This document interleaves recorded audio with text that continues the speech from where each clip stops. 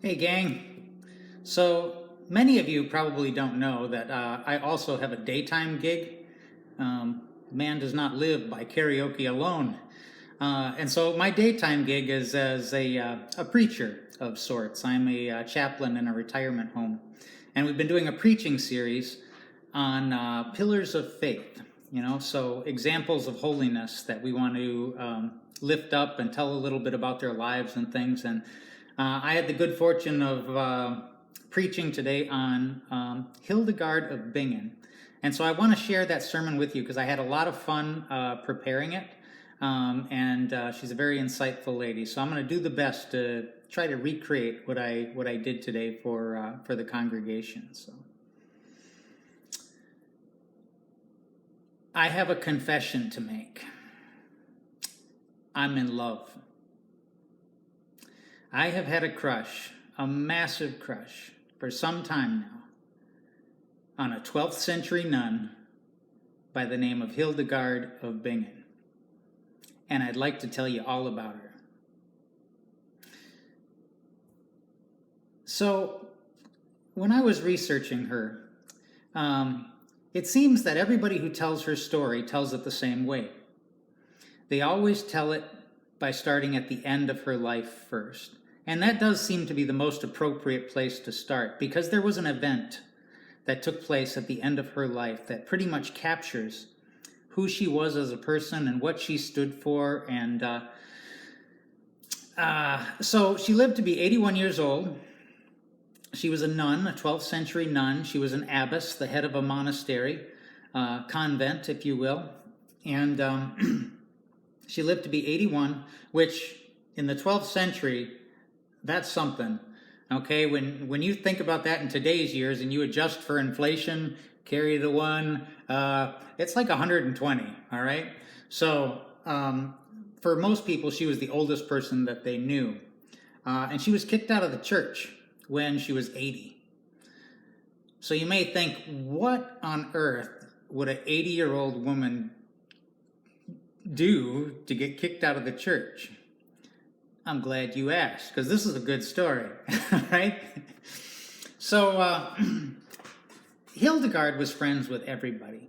Well, I mean, she had her enemies, but, she had a very broad net of people that she was in contact with and kept in touch with and was friends with and wrote letters with.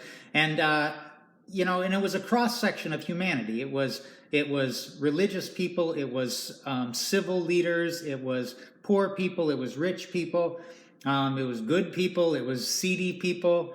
And this one young fellow that she knew died. And when he died, he was not in good standing with the church. We don't know what he did. But whatever it was enough that the church refused to bury him, which was a big deal back in those days. And so the church refused to bury him. The bishop ordered that he not have a church funeral, not be buried on church property. And Hildegard went against the bishop's wishes, and she buried him on the grounds of her convent, her monastery, along with the nuns that were buried there. Well, when the bishop found out about this, I mean, he was livid that this little upstart nun had, disobeyed his orders. And he said to her in no uncertain terms, "You will dig this young man up and you will have him removed from church property." And she said back in whatever the 12th century equivalent was of, "The hell I will." And so there was a correspondence back and forth, and the bishop finally said, "Fine, I'll do it myself, but if I have to come there and do it myself, there's going to be consequences." So he gets the authorities together, and they go, to the monastery grounds to dig up this young man to remove him from church property. But Hildegard knows they're coming, okay? And so the day before, she gets together with all of her nuns. They gather at the gravesite of this young man. They say a prayer. And then she orders her nuns to remove all of the markers in the convent cemetery. There's no headstones. There's no grave markers. They're all gone. And she essentially turns the monastery cemetery into a potter's field where all the graves are anonymous. Now, I don't know about you, but I can't find a grave even if it's marked. A number of years ago, my mom, she made me a treasure map, and I think she did it for my brothers and sister too, of all where the family is buried. You know, so that when she's gone, people will remember them and know where everyone is. And so she made us this map, and it looked like a treasure map. There were X's and everything, and it read like a treasure map. You know, she would say, walk 20 paces past the statue of Our Lady of Sorrows, turn to the left, and at 27 degrees north latitude, you'll find Uncle Leonard. The last time my mom did that to me, I was not prepared. The next time she does that to me, I'm coming with a canister of neon yellow spray paint. And I can tell neon yellow is my favorite color. It's actually the family colors, believe it or not. And it's gonna be the family colors.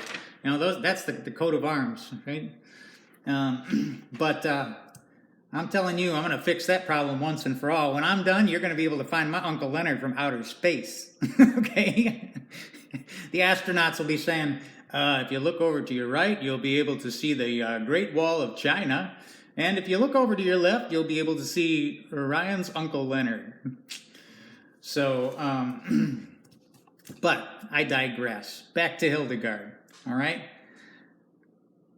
So the bishop and the authorities, they can't find the grave, right? And if you thought the bishop was mad before, boy, he's really mad now. Oh, he's fuming. And he throws the book at Hildegard and her nuns, you know, essentially kicking them out of the church. And he forbids them from participating in the two sources of their spiritual nourishment, the two main sources of you know, what keeps their spirit alive. He forbids them from receiving communion.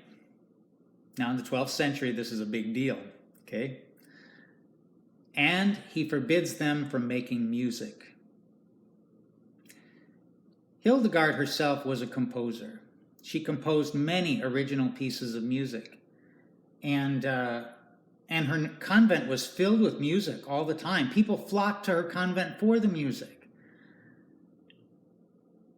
And so the bishop knew that he was really hitting them where it hurt by taking away their access to the Eucharist and preventing them from making music. But Hildegard's not done with this fella, with this bishop, right? And there's an exchange of letters that go back and forth, and you can really get a sense of her spunk in some of the letters. She says, "You ask why I disobey you, my bishop. And I answer you in a spirit of prayer, as I hope you did in addressing me. I, the abbess, disobey along with all my sisters, because in such obedience there is only darkness. In our disobedience is light for our spirits. So God has shown us. But I am not just disobedient. I am outraged. A thunderstorm of outrage shakes my soul. In God's truth, I say to you, you are wrong and we are right. We are obeying Christ. We are following Christ. We choose not to insult Christ as obeying you would force us to do. Because of what you call our disobedience, you have forbidden us to sing our psalms. You have deprived us from the food of life. You have cut off the streams of life, the sacramental graces. And God told me to tell you this also. Beware of closing the mouths of those who sing God's praises. For who would dare to de-string the harp of heaven? God asked me. Only the devil, I whispered. Ask yourself, O bishop, whose side are you on? She didn't even sign it, Love Hildegard. Got some spunk, right? This chick is a thug, a thug in the best sense of the word, a thug after my own heart. She's got a lot of chutzpah. There are so many things that I like about her little stunt of removing all the headstones. And I want to unpack that a little because there is a lot there. One, it parallels the ancient Greek story of Antigone. And Antigone is, that's some early feminist literature right there. It's a story about a woman who stands up to the man and takes a lot of courage, and it costs her life. And Antigone's story very much parallels that of Hildegard. In the story of Antigone, some fella dies. It's Antigone's brother, and he dies in battle. But when the new king comes to power, her brother was on the wrong side of the political divide, and the new king, issued an order that he not be buried and that he not even be mourned. Well, being Antigone's brother, she can't stand for that, so she buries him. So the king finds out, the king brings her to court, demands an explanation, and she says that she broke the law of man so that she could follow the law of God. And that has been the foundation of every noble act of civil disobedience since. People break the law of man that they might follow the higher law of God. And so Hildegard is actually living out this ancient story of Antigone, in real time, in her real life. She considered this young man her brother, and she was going to bury him regardless of what side of the political divide he fell. And like Antigone, she suffered consequences for it. So I like it for that reason, that it harkens back to that story of Antigone.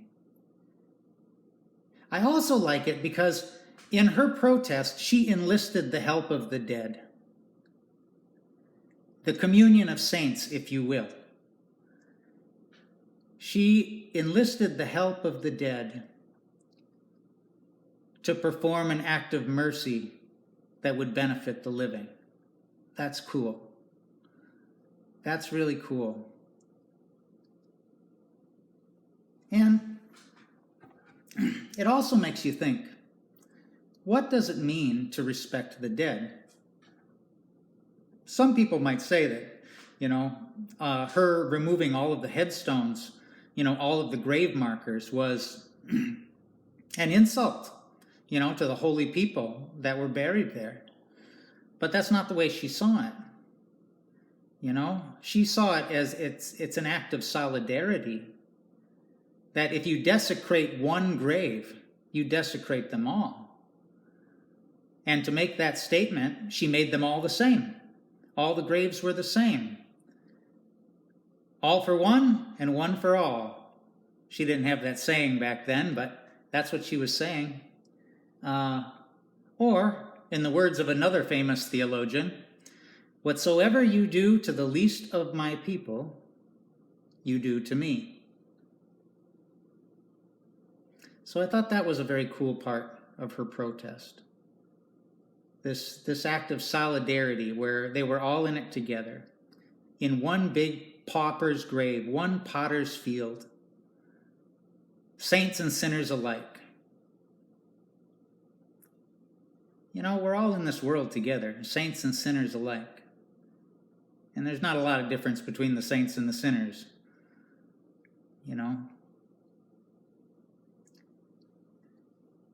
But also, one last thing that I think is really cool about this protest was that the holy people that were buried in that cemetery, these were nuns that she had known. I mean, she was the oldest nun by far at 80 years old in the 12th century. So she had known all of these nuns for many, many years that were buried there. Holy people who lived a life of discipline, who practiced surrendering the ego, surrendering that sense of selfishness. Truly holy people are concerned about what they leave behind after they're gone. They are not necessarily concerned about being remembered for what they leave behind after they're gone. What counts is the act, not who done it. And so, if Hildegard would have asked those nuns that were buried there, would they give up the very last thing that made them individuals, namely their name on a gravestone, the very last trace of their presence here on this earth? Would they be willing to give that up in order to participate in one last act of mercy to benefit humankind? I'll bet you the nuns buried in that convent seminary would be all for it. And I'll bet you that's what Hildegard thought too. That they were all on the same page. That being remembered wasn't very important. It's what you left behind that counted. So, oftentimes they say that Hildegard is the patron saint of people who are alienated from the church. Patron saint of the excommunicated. I don't know if that's official or not, but it seems to fit.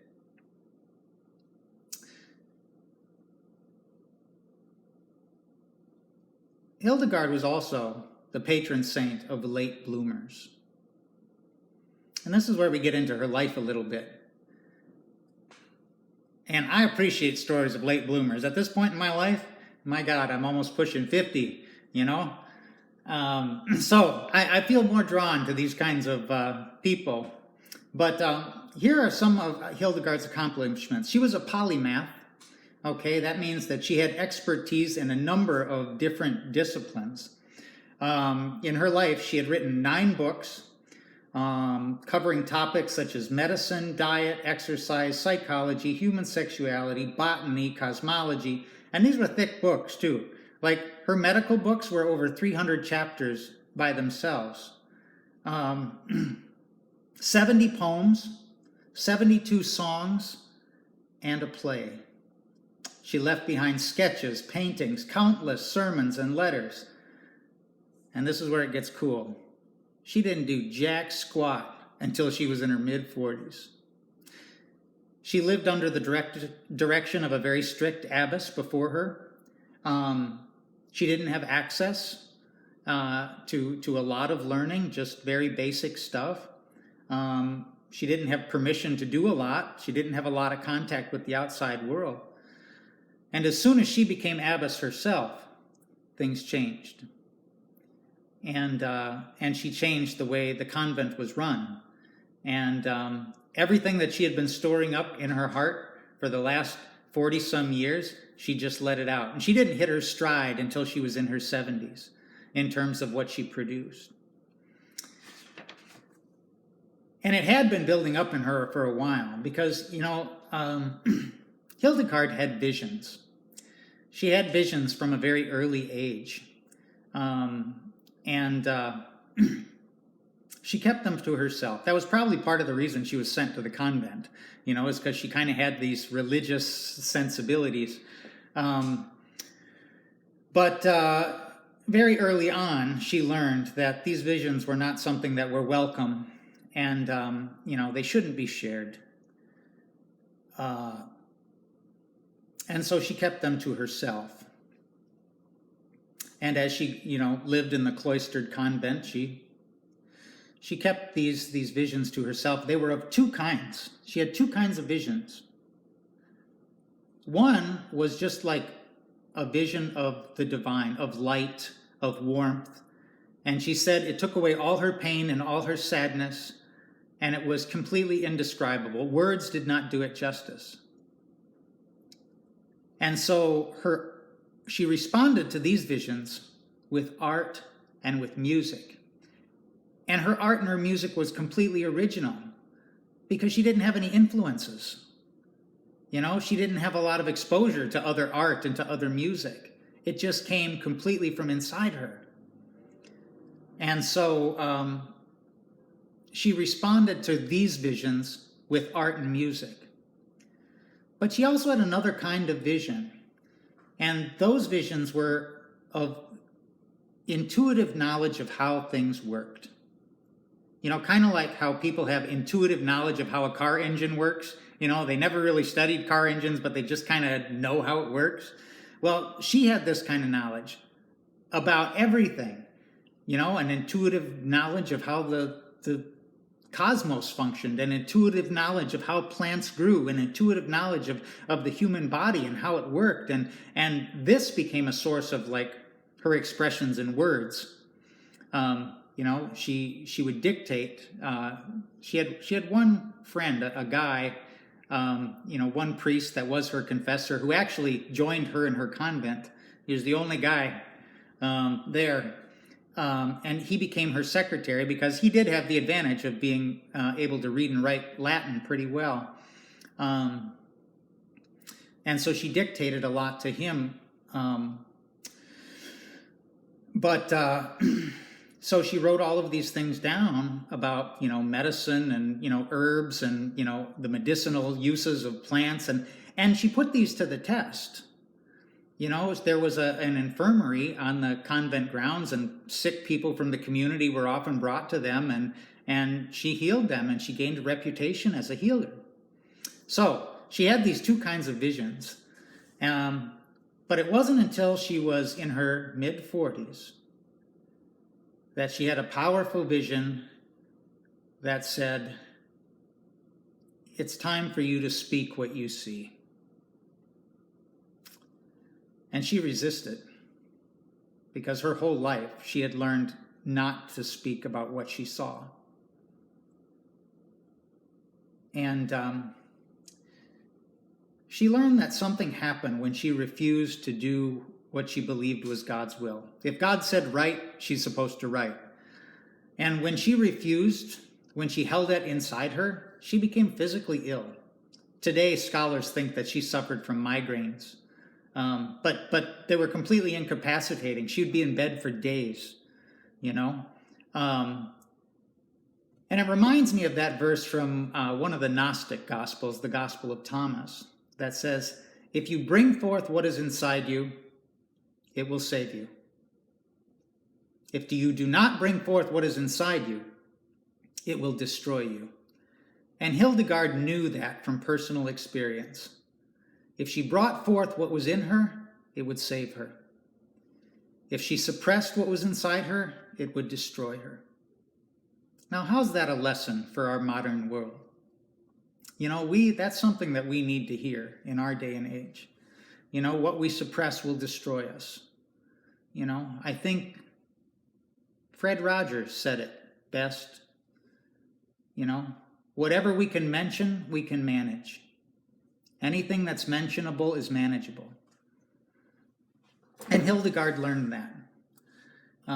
To speak her truth, even if her voice shaked, because to not do that would destroy her from the inside out. And so she wrote her first vision when she was in her mid-40s, and she dictated it to their priest friend, and her priest friend, you know, ended up passing it around, and it eventually got to the Pope, and the Pope did something he regretted, I'm sure. He said, hey, this is some good stuff. And he gave Hildegard, so unusual for the 12th century, the authority to preach. And preach she did, mostly against the church. How you like them apples? So she used her authority to bite the hand that feeds her, you know, the same authority that gave her the authority. But she knew that there'd be consequences for her if she didn't do that. She had to speak her truth. And so she became the patron saint, I guess, if you will, of people who speak their truth, who follow their heart, you know, who express what is inside them. One last thing about how this story ends. I never told you about the bishop, how that ended. Well, She didn't make any headway with this local bishop, so she knew the only way to resolve this problem was to go over his head. And I imagine she went to an archbishop or somebody higher up the ladder. But this person that she had to go to was a 6-hour walk away. And she insisted on walking. At the age of 80 years old in the 12th century, she walked for 6 hours so that she could make her case in person. And she prevailed. And so when she died 6 months later, she died in full communion with the church. And many, many, many years later, long after all of her enemies and their great-great-grandchildren had long since died, she was named a saint. And that's the story of Hildegard of Bingen.